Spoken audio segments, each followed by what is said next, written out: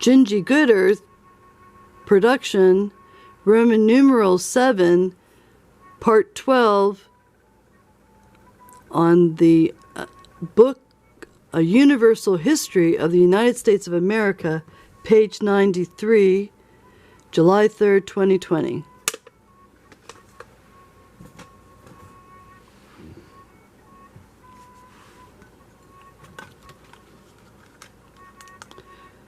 Okay, so we're on, I just finished showing you the pictures, the ink prints, Death of the King Philip, August 12th, 1676, and Major Waldron falling upon his own sword in 1696, page 94, and we're on page 93. And I have to use a flashlight to read because the book is very, very damaged. Just from antique, oldness. It's still readable, but it's, different types of onion paper and it's a leather-bound book. And so you can see how antiquated the book is. But anyhow, let's finish on page 93. Let me pick up on the drums, because that is fun to read. So, Captain Wadsworth instantly commanded, "Beat the drums," and there was such a roaring of them that nothing else could be heard. Colonel Fletcher commanded, "Silence," but no sooner had Bayard made an attempt to read again than Wadsworth commands, "Drum, drum, I say." The drummers understood their business and instantly beat up with all the art and life of which they were masters. "Silence, silence," says Colonel. No sooner was there a pause than Wadsworth speaks with great earnestness. "Drum, drum, I say," and turning to his Excellency said, "If I am interrupted again, I will make the sun shine through you in a moment." He spoke with such energy in his voice and meaning in his countenance that no further attempts were made to read or enlist men. Such numbers of people collected together, and their spirits appeared so high that the governor and his suite judged it expedient soon to leave the town and return to New York. No pen can describe the cruelties which were practiced during the French and Indian War. Women soon expected to become mothers were ripped up and their unborn offspring dashed against a stone or tree. Infants, when troublesome, were dispatched in the same manner. Some of the captives were roasted alive, others received deep wounds in the flesh, and sticks on fire thrust into them, and were thus tormented to death. 1694, upon the solicitations of Governor Fletcher and Sir William Phillips, agents with a number of troops were sent to attend a treaty with the Five Nations. The expense of it was almost £400. December 10th, 1697, closed the horrid scene by treaty of peace between Great Britain and France. The winter of 1696 was unusually severe. Neither had the country sustained such losses in commerce, nor had provisions ever been so scarce or borne a higher price. The surprise of Dover in New Hampshire was attended by circumstances of the most shocking barbarity.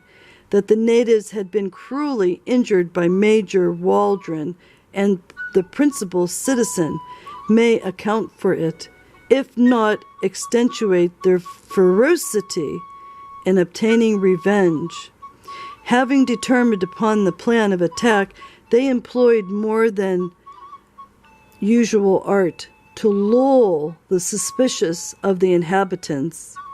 So and respectful was their behavior that they often obtained permission to sleep in the fortified houses in the town. They tried to lull the suspicions of the inhabitants. On the fatal evening, they assembled in the neighborhood and sent their women to apply for lodgings at the houses devoted to destruction. They were not only admitted, but were shown how they could open the doors should they have occasion to go out at night.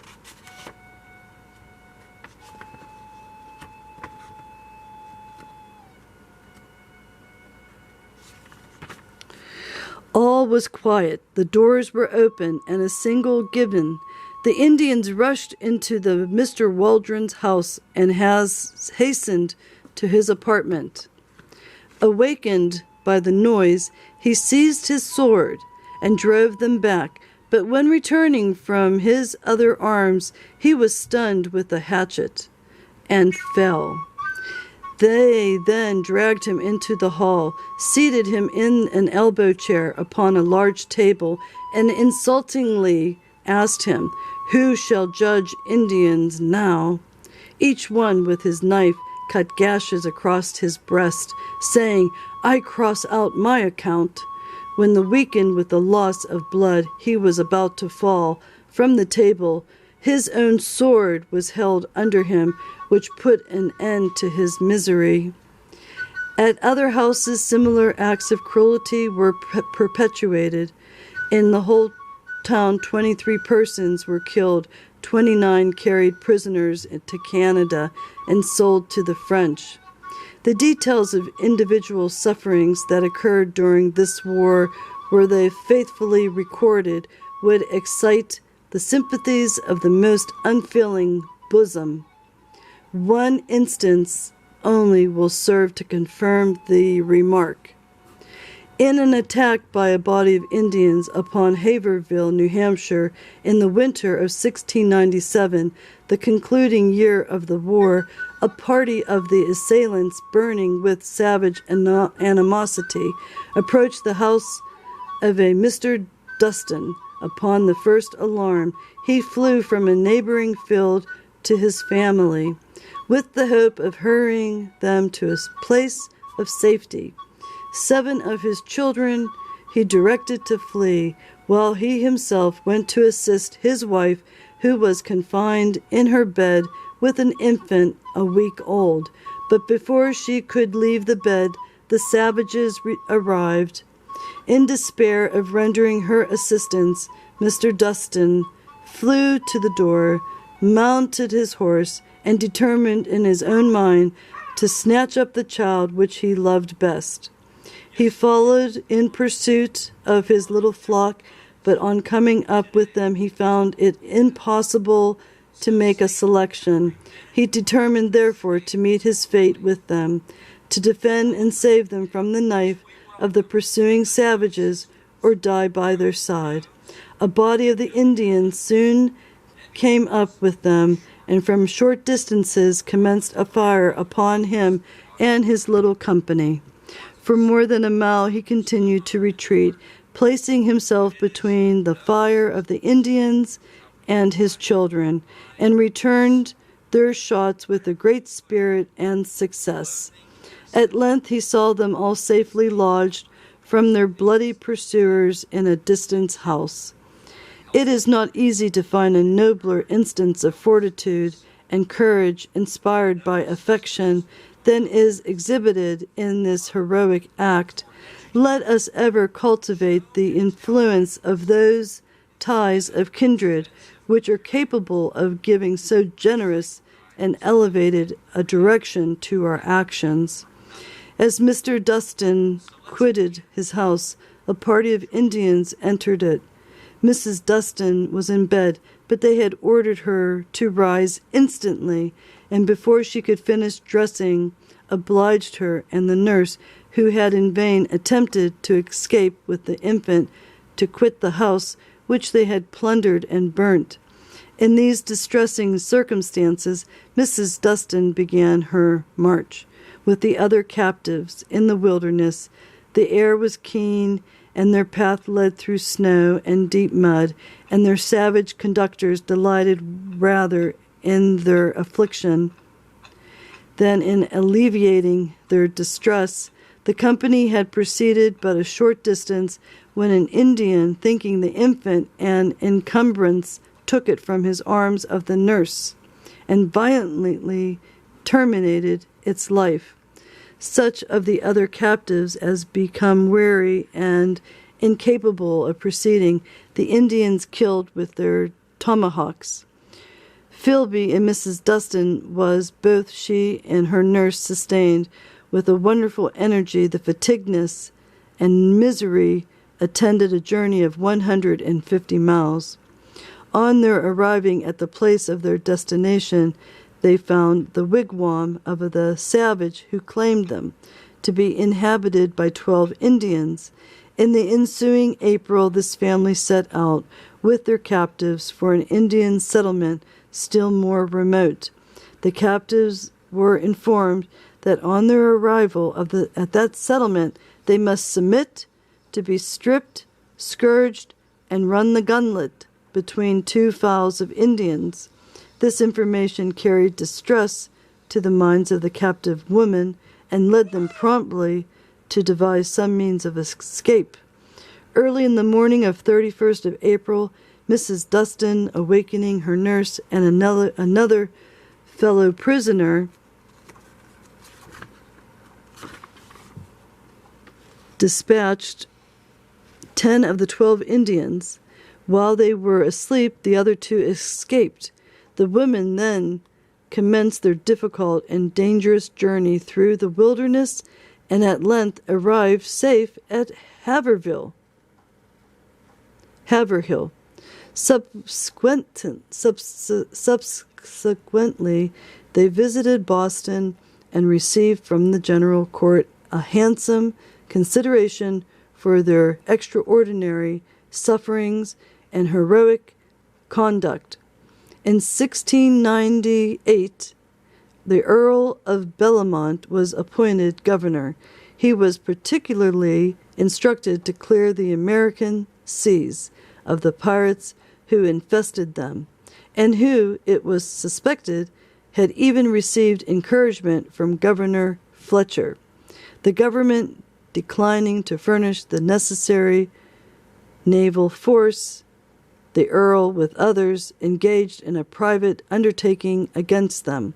The association procured a vessel of war, gave the command of it to a Captain Kidd, and sent him to cruise against the pirates.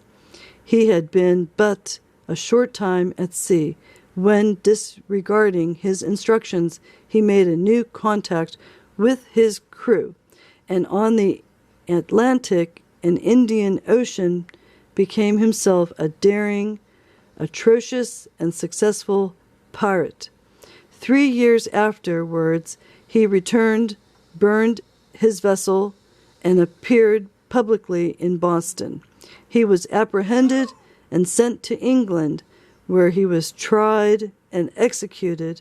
When Governor Bellamont had settled the affairs of that government, he returned to New York, where he died in 1701, greatly lamented.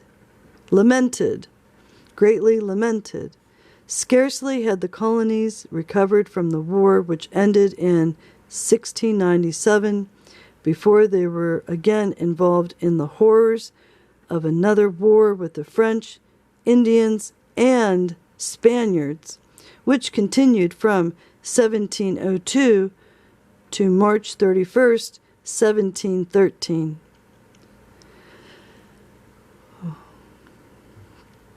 In February 1704, Deerfield in Massachusetts was surprised in the night. About 40 persons were killed and 150 made prisoners, among whom were Mr. Williams, the minister, and his family. They came to the house of Mr. Williams, forced open the doors, and entered the room where Mr. Williams was sleeping. Awakened by the noise, he seized his pistol and snapped it at the first Indian, but he missed fire.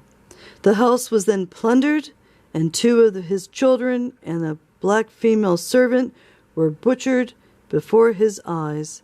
The savages at length suffered his wife and himself with 5 children to put on their clothes and prepare for a long journey. Every house but the one next to Mr. Williams was consumed. One house still remains as a painful memento to posterity. The front door was hacked and hewed with hatchets until the savages had cut a hole through it. Through this hole they fired into the house.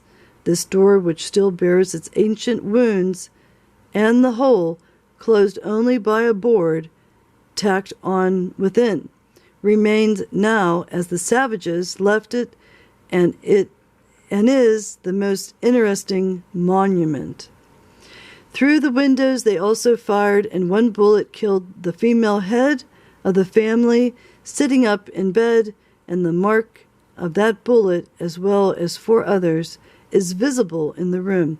In one of the holes in a joist another bullet remains to this day. This family were all killed and carried into captivity.